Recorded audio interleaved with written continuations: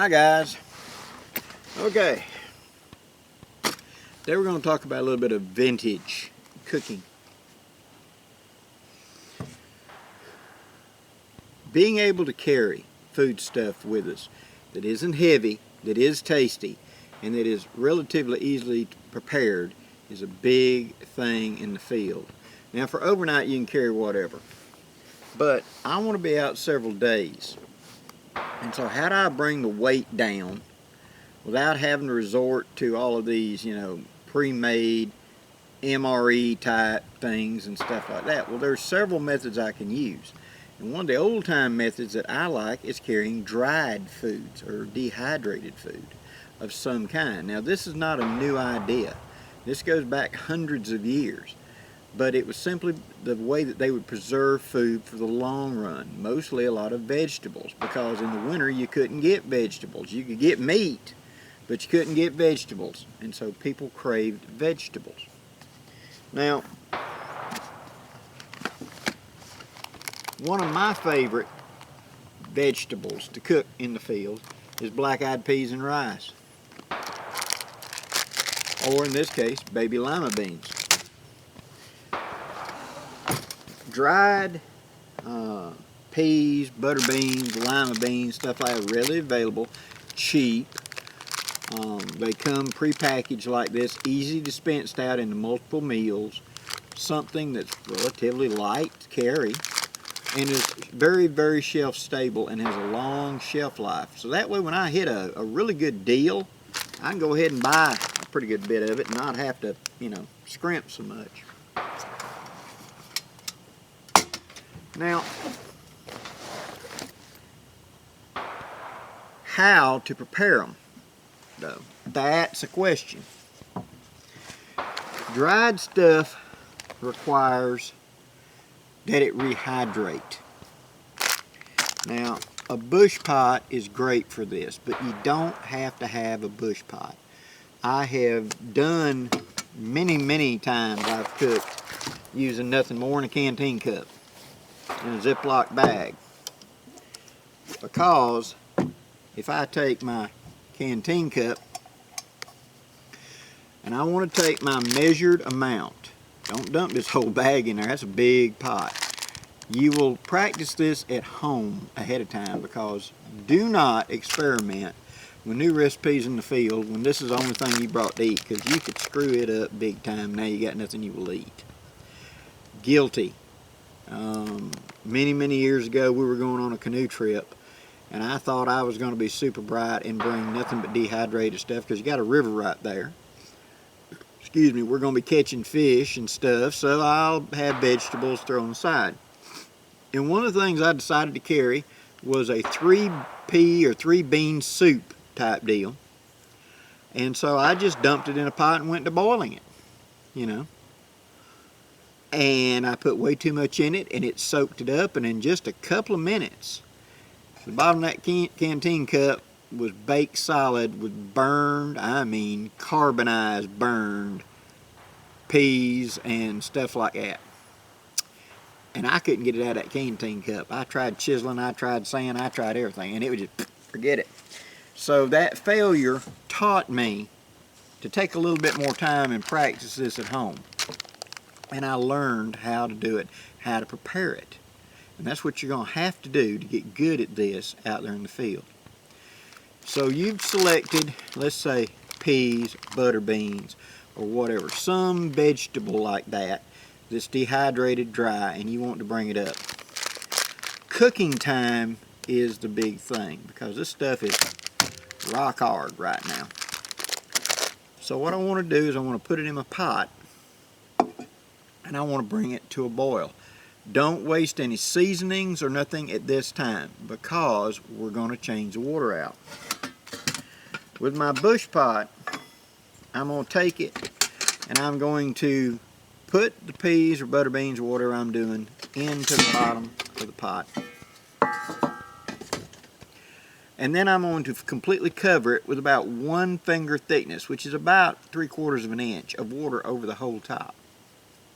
This I'm going to put onto the fire and let it come to a good hard rolling boil. Now, always preparing yourself for the next fire. A good time to do this is I am finishing up my meal for the evening. I have just cooked and taken off the fire out of my bush pot whatever it is I'm going to eat. I add water back to the pot, clean it out right quick, drop the dry peas in it, slap the water over it, and put it right back on the fire. So while I'm eating my evening meal, this is on the fire cooking. Okay?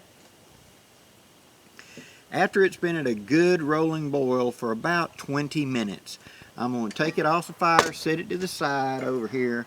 I'm going to put the lid on it, and I'm going to let it cool down. When this is completely cool to the touch, I'm going to pull out a quart freezer bag, and I'm going to transfer those peas or whatever into that quart freezer bag, squeeze out all the air, and then I may put it back into this pot and hang it up in camp out of the way. But Blackie, what we're doing right now is hydrating. All this is dried peas or whatever. Any bacteria or whatever was destroyed in that boiling water. Any bacteria that's got into it hadn't had a lot of opportunity, and we're going to bring this back to a long, hard rolling boil. So anything that came up in that bacterially will be destroyed and purged and purified. So we're okay.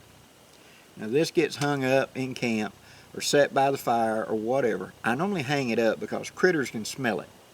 So it's a good idea. I've had more than once heard the rattling of pots and be a possum or a coon saying that it's good enough for him. So hang it up. Now the next morning I get up, I will just take a look at it. That's it. Make sure the bag ain't puffed up with gas or something like that. Would indicate something was bad and I don't need to go any further. But if the bag is not puffed up, I leave it. Now this meal is going to be my lunchtime meal. So I'm going to do my breakfast and continue. When it comes about, say an hour before I want to eat my lunchtime meal, I've come back to camp after my little activities or whatever, and I'm going to be lounging around the camp. I'm going to build up my fire to a good rolling boil, and then I'm going to take this. I'm going to take the peas or butter beans, whatever, out. I'm going to drain the water out of them as much as I can. That's where that bag comes in handy. Open up just a tiny little hole and let it drain out. Now I'm going to dump the peas back in here, and this time I'm going to add salt, and I'm going to cover them again with water just about 1 finger above, and I'm going to put them back on the fire and start boiling. But now I'm going to add seasonings and whatever. Now a favorite thing for me to throw in is meat, ham or something like that. Now you notice this package right here. That's ham. And what that is, that's sugar cured ham. I'm going to give you a close-up because you're probably going to ask where you get something like this. And that right there is called Daniel Boone Inn brand country ham, sugar cured, and it's from the Goodnight Brothers Country Ham, Boone, North Carolina, 28607. This does not require refrigeration as long as it's sealed up. And you notice that the date on it is 5/1/20. This is December. So there's 6 months shelf life of that right there. It was $1 for that. That's a big hunk of meat right there. And this is called trimmings. You can also get other cuts of it, which are for slabs of it to be put into sandwiches or meats. They call it biscuit cut or something like that. And it tells you this needs to be cooked. This is uncooked ham. It's been cured with sugar, but it still needs to be cooked. So don't open this package and start digging in. It's raw ham, okay? But for what I'm going to do with this bush pot, that works just fine. Now, I've got my pot back onto a boil. I've added my seasonings. Once the pot is boiling, that's when I carve up my meat and put in there. Do I want to put in one big hunk? Or do I want to put in giblets? Or do I want to put in strips? Or when I throw bacon into it or whatever? All of those are viable. It's up to you. I put it in here and I keep water over the top of it. So don't let this boil dry. You're going to have to check this every 30-40 minutes and add a little bit of water. These small bush pots do not have a high capacity. So I don't want to fill the pot to the top. It would foam over. So I want to keep it about 3/4 of the way at the most as I boil and tenderize. Now, how long do I boil? About an hour, 45 minutes to an hour. The beans have absorbed the liquid overnight. They've absorbed all they're going to get. I've now re-immersed them into boiling water. Any bacterial thing, like I said, has been purified by this heat. Long boiling time. Now, what if you didn't want to do this? Well, if I just want to throw these in here and cook it, Blackie, it's going to take you 2 or 3 hours before these get soft. Hard dried beans and peas like this take a long time, and that's fine if you're going to be sitting around the fire anyway, keeping the fire going. But if you're not, this method that I'm describing is better because it allows me to bring it up to temp, let it soak, and then cook it. It cuts my cooking time by 3/4, where my total time of cooking is going to probably be about 45 minutes to an hour total of real cooking time. I don't count that 20 minutes of boiling because that was just pre-prep. So now I can sit around the fire and keep it going 45 minutes at good flames. Yeah, I'll be doing something else. I'll plan on this, see? Now, how'd I know when they're done? After about 45 minutes, so fish out 1 or 2 of them. Stir the pot every, say 5 or 10 minutes, well, every 10 minutes. Give the pot a good stir. Make sure that you don't have like a whole lot of flame on one side of the pot and none on the other. You want the flame relatively evenly distributed. If you're getting a whole lot of flame on this side but not on this side, it could burn on this side. So you want to turn the pot around. Every time you stir, just turn the pot around. Okay? Whenever they're done and tender, and you'll know that because you can taste it, go about another 5 or 6 minutes. Then I like to just set it off the fire, but keep it warm. And I want it, the boil to all go away, and I want it to sit there and kind of meld those flavors of the meat, of this. Now if I put one big hunk in, I want to fish that hunk out to eat. So that's the primary meat, and then I put this as a garnish on the side. If I put pieces in, or I want to turn this now into pieces, that's when I'm going to fish it out and take my knife and carve it up into smaller hunks and throw it back in. Okay? So to recap, dried ingredients can absolutely be taken. They're a very viable way. They're cheap and available at your grocery store right now. And they're quite tasty if cooked correctly. A lot of these things on the back of them will have recipes of how to prepare these. And if you'll do some research on Google, that wonderful search engine, you'll find tons of recipes for this. And it's something you can cheaply, affordably try out at home and learn to do it. Because paying $8 for this much dehydrated whatever meal or whatever just kind of makes my Scottish blood run cold. Sometimes, yeah, it's the way to go. But at the same time, this is dehydrated, and I think this bag was $1.18 at my grocery store. That's cheap enough to practice with and find out. Another $1 worth of this meat. Now, if you ain't got this meat and you ain't got that, but I want to put some meat in there, Blackie. Look around your Dollar Generals, your Dollar Trees, things like that, and look for jerky steaks. Okay? There are two kinds of jerky. One is just chipped up and made into a paste and put out, and the other one is actually a hunk of meat that's been dried. You want the ones that are a hunk of meat, you know, because they've got grains in it like wood.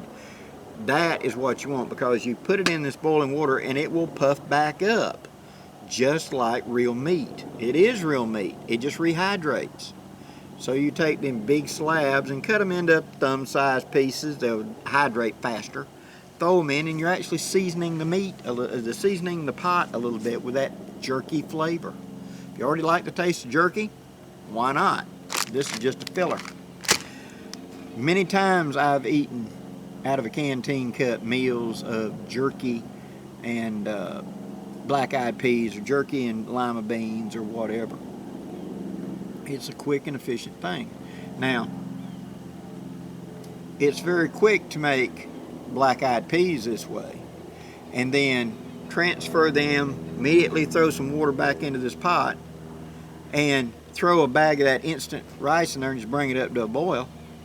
That won't take, what, 90 seconds? And that rehydrates and it's ready to go, like 2 minutes at the most, 3 minutes. So I got black-eyed peas and rice. Those two go together really, really well in the field. Add some wild meat to throw on top of it, and you've got a good meal. Hope this gives you some ideas, guys. Please practice. Get out and give it a try. It's cheap. It's something you can do yourself at home. And once you get to doing this, you may want to invest in your own dehydrator, because then you could dehydrate other vegetables. You know, like you go to the frozen food section, they have these bags of mixed vegetables. Throw them in a dehydrator and turn them into this. Something to carry in the field, carry in the pack. Being in the field doesn't have to be boring when we're eating. I go to enjoy it, to smooth it, as Ned Monk said. And being a good camp cook is part of being a woodsman. Till next time, guys, I'm Blackie for Shaman's Forge, wishing you safe journeys. Have a great day, guys.